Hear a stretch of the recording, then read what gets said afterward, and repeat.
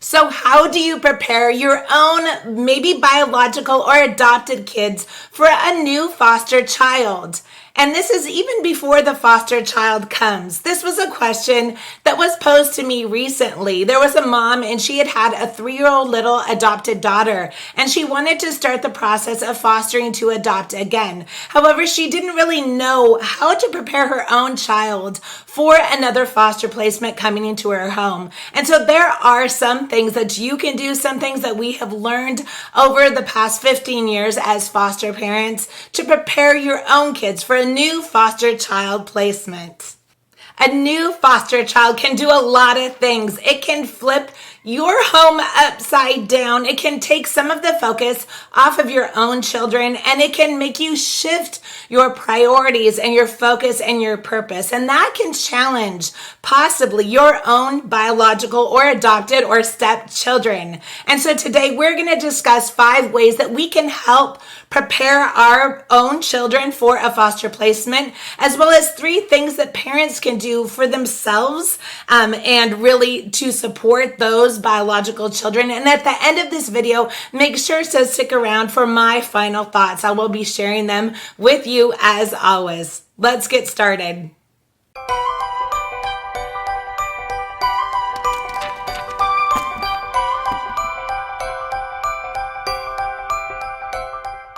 So a really big part of getting a new foster placement is really preparing everyone in your home for that placement. I know it's something that we often don't think about. A lot of times when a new foster placement comes, we're really thinking about our own maybe capabilities or our strengths or our weaknesses or what we can offer that child. We may even be focused on the child themselves and what that child needs and how to best serve that child. However, one area that we have found as foster parents of a long time is really to focus on the child that is already in your home, whether that be maybe a present foster child or again, a biological stepchild or your own biological children. How do you prepare your children for a new foster placement? These are some of the things that we have found works really well for us. At the end, make sure to share your own thoughts in the comments, maybe some of the things that you have found that are a strength or a benefit to preparing your kids before a placement comes.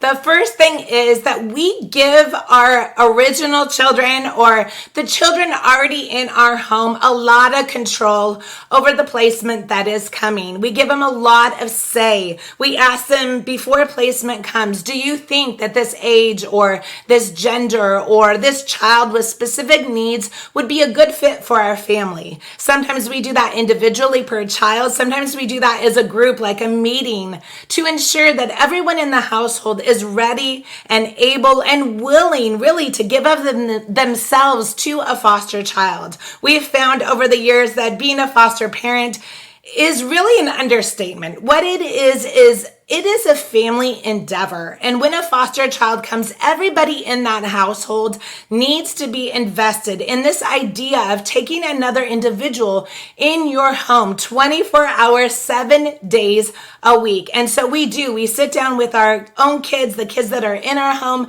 and we discuss the possibility usually of a specific child. So we get the information and the data on that child, and then we discuss that with our children, and we give them control over that decision. Do they want that child or do they not? And if we have a child in our home that is in direct opposition to a specific child coming into our home, we will not take that placement. We know that going into becoming a foster parent and having a new child is a big endeavor, and everyone needs to be on board. So it's vital that foster children need to be willing and accepted by everybody in that family before they come.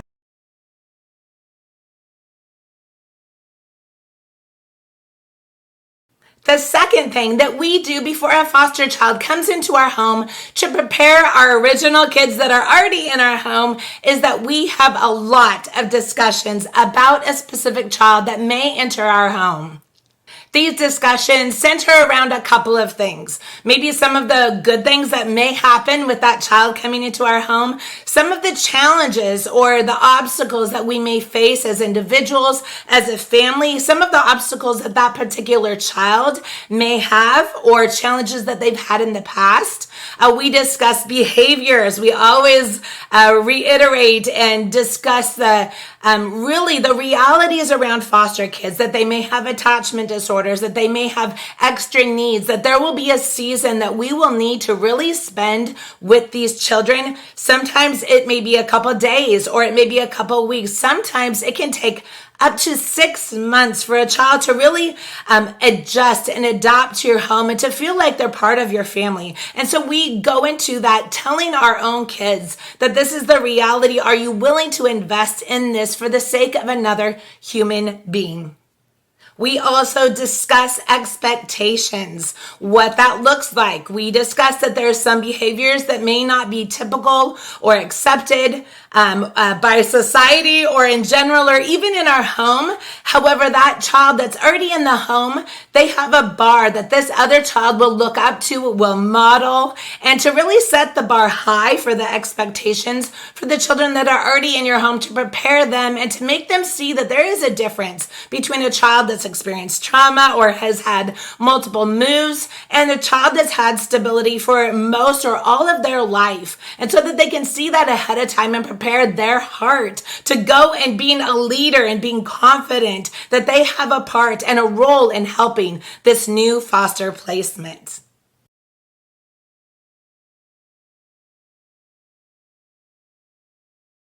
The third thing that we do before a placement comes is that we like to ensure our current kids that they will have a sense of autonomy when that child comes into their home.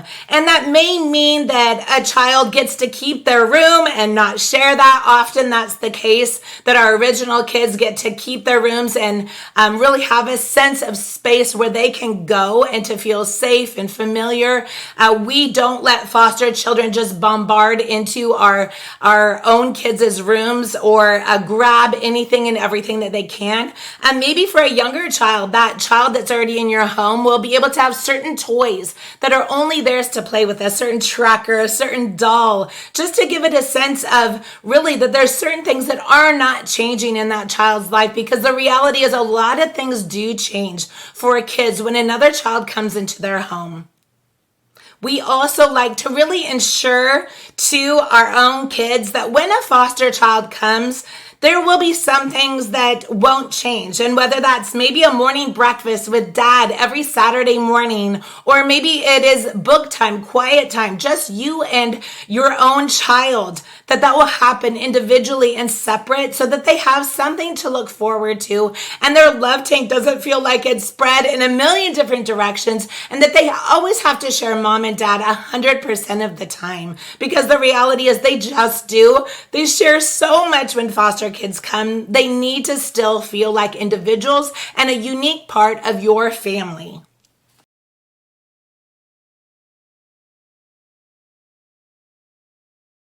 The fourth thing we like to do to prepare our own kids for a foster child coming is really a fun part.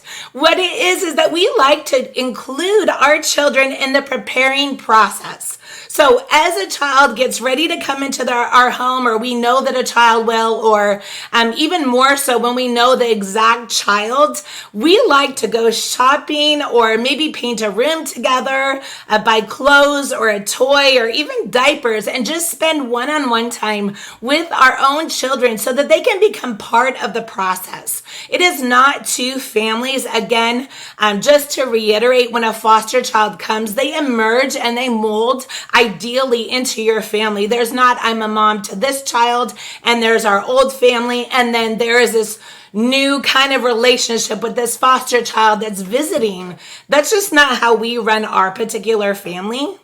We love our own children to know that they are integrated in this calling of becoming a foster parent and that their lives are really interwoven and forever will be in the lives of the children that will be coming into their home. And so, again, their opinions, their thoughts, their ideas, they are vital. And if it's a younger child, maybe even read books or tell stories about foster children to expand their heart for what that will look like when a new foster child comes.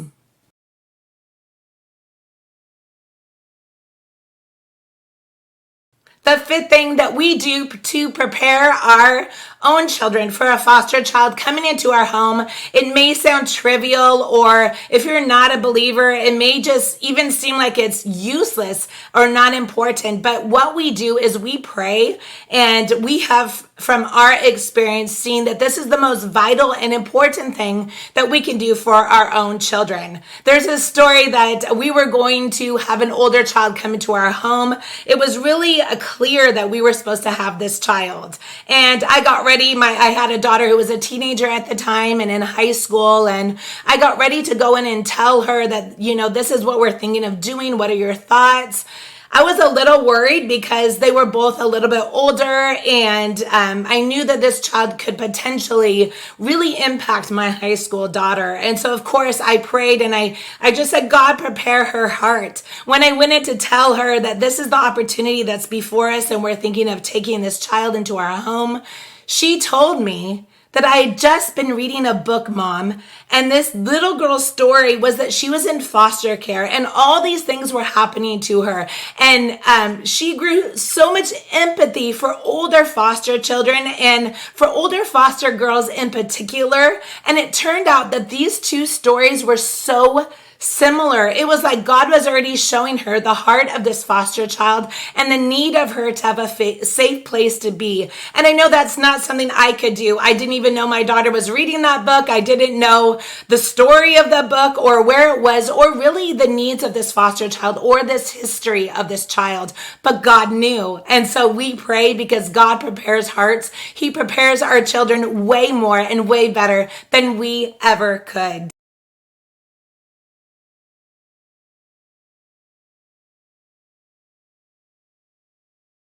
So what are 3 things as a parent that you can do to help your child prepare? And the first thing is to not live in guilt.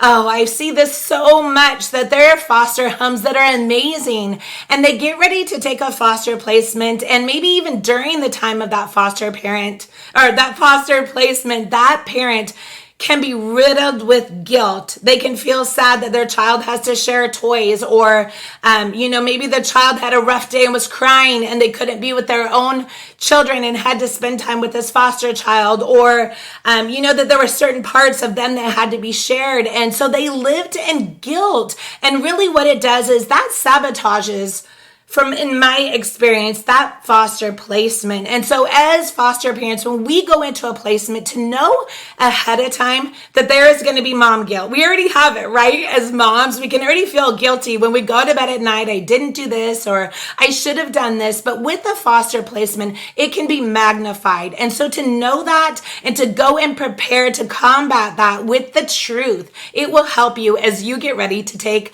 a foster placement.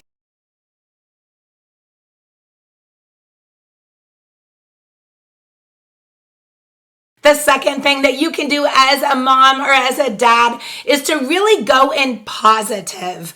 Kids are like little sponges. Even older kids, they see how you are perceiving this placement, how you are perceiving this child's story or their behavior or the potential of sharing your home with another child. And they really are going to feed off of that. So if you're going into it, this child has this, and I don't know if we can handle it. And I'm so sorry you have to give up this. And I'm so sorry that you have to share that. And you're really focused on the negative. That child will pick that up and they will perceive that placement as a negative or a hard thing that they may even combat or resist or come against. And so if you go into taking a placement, being positive and encouraging and letting them see you that this is a gift, this is is a calling. This is an opportunity for your family to really make a difference in the life of another individual. Your child will also feel that same way as well.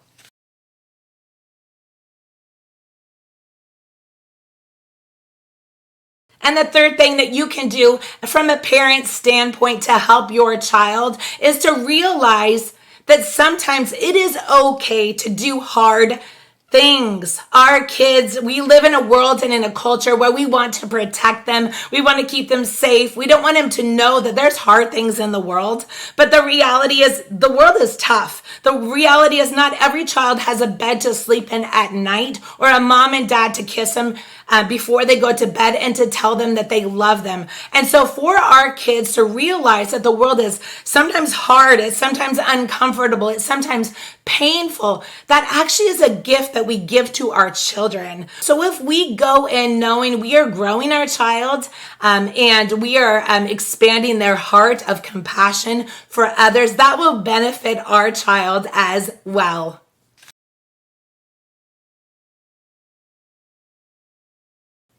And these are my final thoughts. Sometimes, just to be honest, there really aren't ways to prepare your own kids for a foster placement. Sometimes there's no way really to prepare yourself. You know, you can do the read up on a child and really learn all you can about a child, but until that child comes into your home, you really don't know what to expect. And there are times that a placement can be hard. There's times that it can be uncomfortable or not safe, or a position or situation to where that placement can't be maintained. But ideally, if we are positive and optimistic and we are focusing on the truth that this calling is beneficial, not only for the foster child, but for ourselves as parents and for our children, good things can only come from bringing another foster child into your home. We can't really fully comprehend the story of each child, but there is someone who does. There is someone who's been with them every single step of the way, that knows their journey, that knows their story. And as we really seek the Lord and we ask Him, He can expand our heart and He can reveal things to us about a child. He can lead and guide us, and He can more so do that for our own children who are in our home. And you just might be surprised at how much your child has transformed to maybe being focused on themselves, to really having a heart of love and compassion. And maybe when you get a placement, maybe the world won't accept it and people may judge and point fingers, but oftentimes it's your own kids who accept these children more and easier than anyone else. Thank you so much for watching. And again, if you have ideas of ways that you can help your own children to prepare for a foster child, drop those comments below. I would love to read them. I read all the comments. Make sure to subscribe to be able to catch our next video, and go out and live bold and be brave. Life is short, and I encourage you on your foster journey.